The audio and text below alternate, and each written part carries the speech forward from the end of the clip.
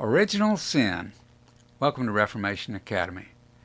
Today's topic is one that many people resist immediately, not because it's obscure, but because it's deeply unsettling. We're talking about original sin. The claim that humanity's problem runs deeper than individual bad choices. That something is wrong not just with what we do, but with who we are. So let's slow down and define our terms. Original sin does not mean that every human is as evil as possible. It refers to the condition into which all human beings are conceived, a state of corruption and alienation from God. Original sin describes our fallen nature. Actual sin describes the acts that flow from it. The doctrine of original sin is rooted in Scripture's account of humanity's beginning. The Bible presents Adam not merely as an individual, but as a representative. What happened in the fall did not affect Adam alone. It affected humanity as a whole. Original sin explains why sin is universal, persistent, and unavoidable. According to Scripture, humanity's problem is not simply lack of knowledge.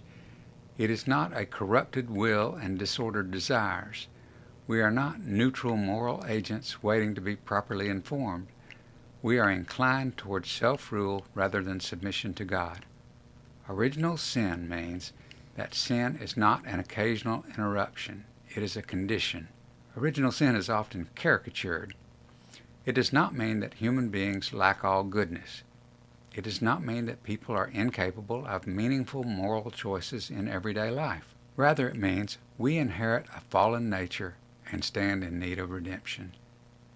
This doctrine matters because it diagnoses the problem the gospel addresses.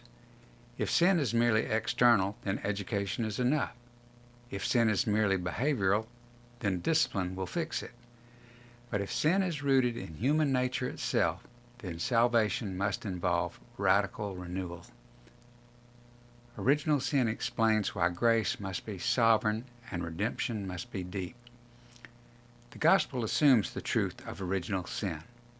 Christ did not come merely to improve human behavior. He came to rescue fallen people.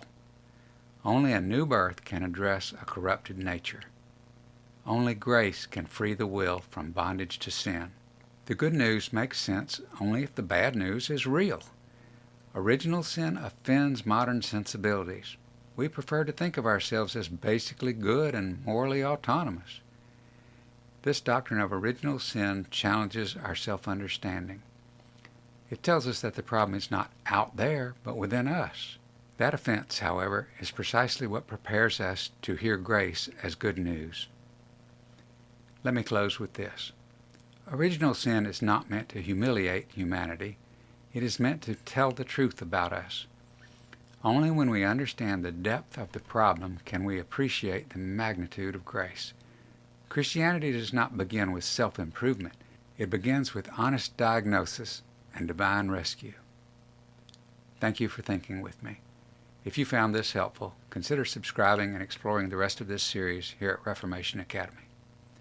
Godspeed.